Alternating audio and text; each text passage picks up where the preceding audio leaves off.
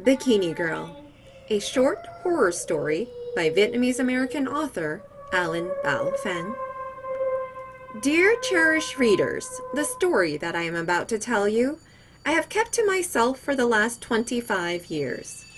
To be honest, to this day, I am still unsure if what happened was reality or just a figment of my imagination.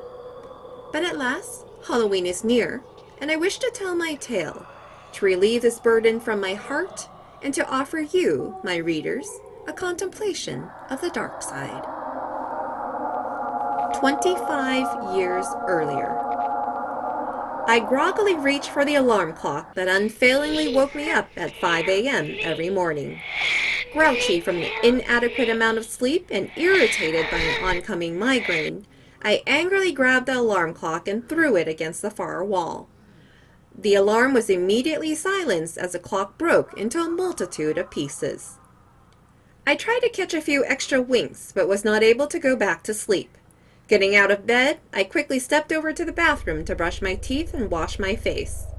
I then grabbed my ever-ready bag of swimming gear and dashed out the door into my car and headed straight for the university swimming pool. It was the end of October in Las Vegas, and at the pre-dawn hour of 5:15, the sky was still dark as ink. Traffic was sparse and the sidewalks were empty. Despite the street lamps, I occasionally had to turn on my high beams to cut through the thick morning fog. Seemingly out of nowhere, a sports convertible pulled up next to me at a stoplight. A young lady with curly red hair and a fantastic body stood straight up from inside the car. Dressed in a Playboy bunny costume that showed off all of her curves, she shouted, "Happy Halloween!" Feeling not yet quite awake, I mumbled, "Happy Halloween." I turned into the lit university parking garage and pulled into one of the spots reserved for swimmers. It was nearly empty and quiet inside the garage, but for the sounds of nighttime insects and the brisk wind rustling from leaves and branches of trees outside. The creepy atmosphere sent an inexplicable chill up my spine as I ran quickly into the sports complex. I stopped into the locker room to change into my swimming shorts, then rushed out to the swimming lanes. The pool area was unusually silent, but as I approached, the lifeguard sluggishly greeted me from his office and came out with torpedo buoy in hand to man his post. Still shivering from the cold temperatures and my sense of unease with the eerie surroundings, I jumped headlong into the lap pool. About 5 minutes later, I could sense underwater movement in the lane next to mine. Not really paying attention to the change, I continued to focus on completing my workout for the day.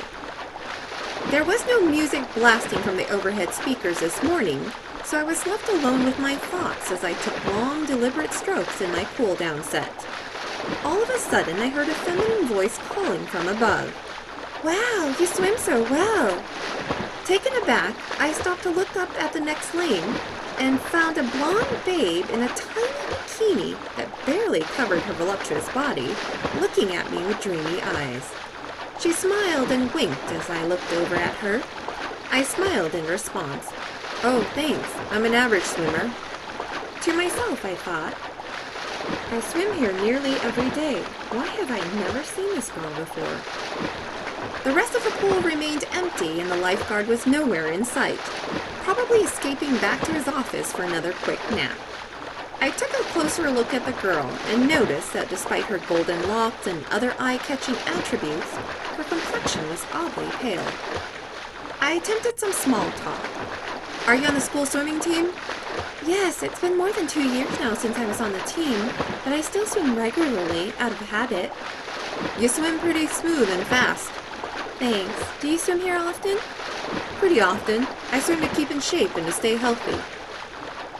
With this last response, I removed my goggles as it seemed we had both reached a resting point in our workout routines.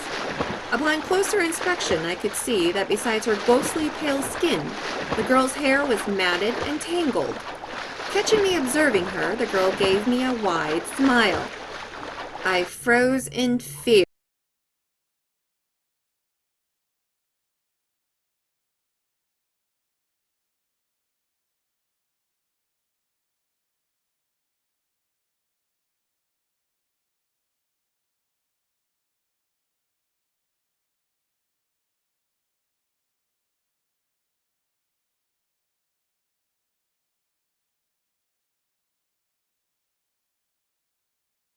a scream and leapt out of the pool and ran as quickly as I could to find a lifeguard in his office. "Help! Help! There's somebody dying out there!" "Where? What's going on? Where?" I pointed directly to the lane where I had left the girl's body floating. But wait, what? The girl was calmly swimming her laps as if nothing had happened. The rhythm of light splashing could be heard with each gentle stroke the girl made, and as the curves of her glistening body glided forward with each movement. The girl stopped to look at me and the lifeguard when she reached the end of the pool and said, "Hey, happy Halloween! What's going on?"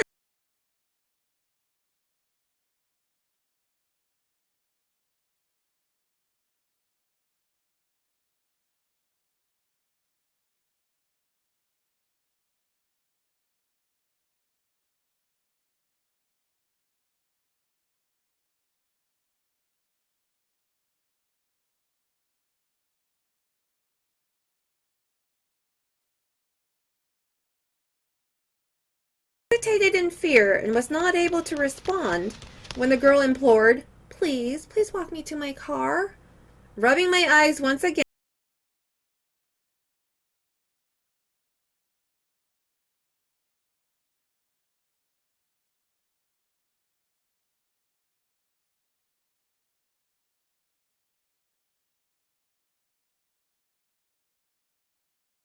hard to forget what I had seen in the swimming pool.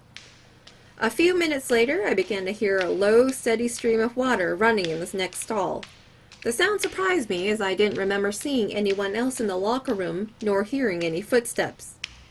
Lathering up and trying to be as quick as possible, I shuddered when I heard the girl's voice calling over, "Do you have any soap, Alan? I forgot mine."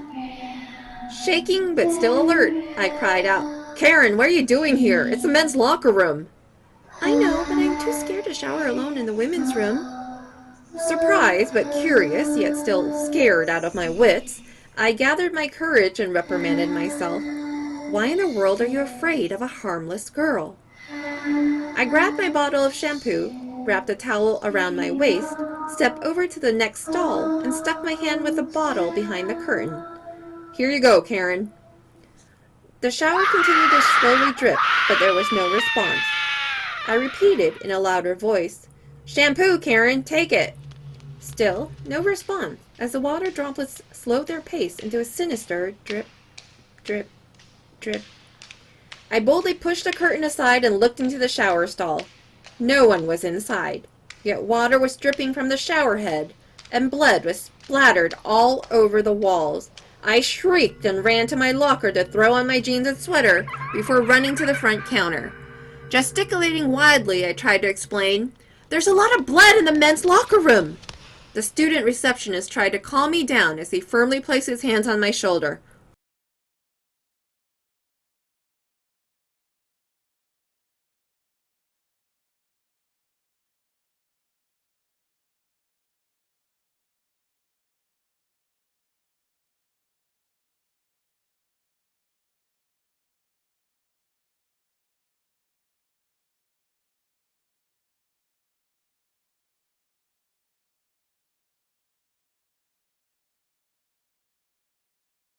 Halloween night, not morning.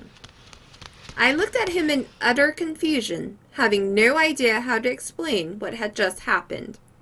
I headed straight out to the lobby, ready to dash to my car and to get away from this nightmare. "Alan, won't you walk me out?" I froze as the blood drained from my face. Karen was standing there waiting for me with the sweetest smile on her pale face, wearing a skin-tight black bodysuit. I looked around, and the lobby chairs were filled by several homeless persons who had taken refuge from the cold. A few seemed to have some marbles loose and were mumbling to themselves. Looking outside, the sky was still dark, despite it already being 6 o'clock in the morning. "All right, I'll walk you out, Karen." It was a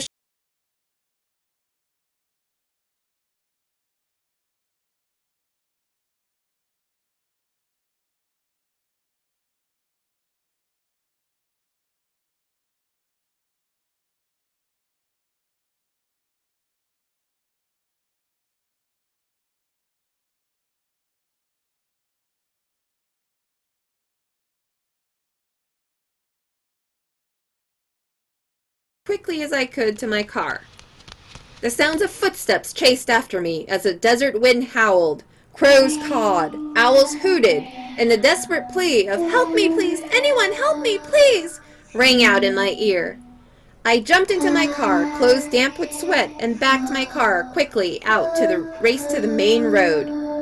Arriving home, the sky was still dark. I parked quickly in the garage and ran upstairs to my room. I immediately passed out from fear and exhaustion. A knock on my front door woke me up at 8 p.m. My exhausted slumber had lasted the entire day. I quietly went downstairs to turn off the porch light.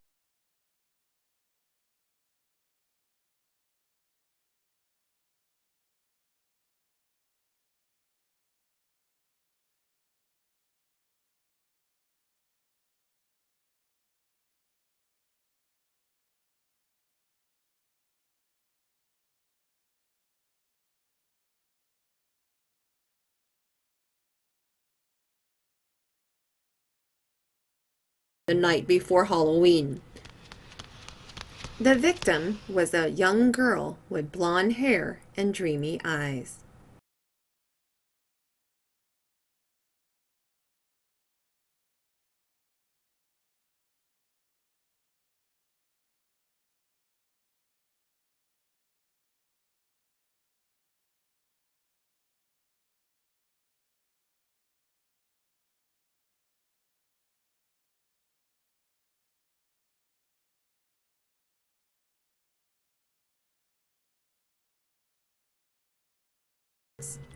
All rights reserved. 2019. Thank you for listening.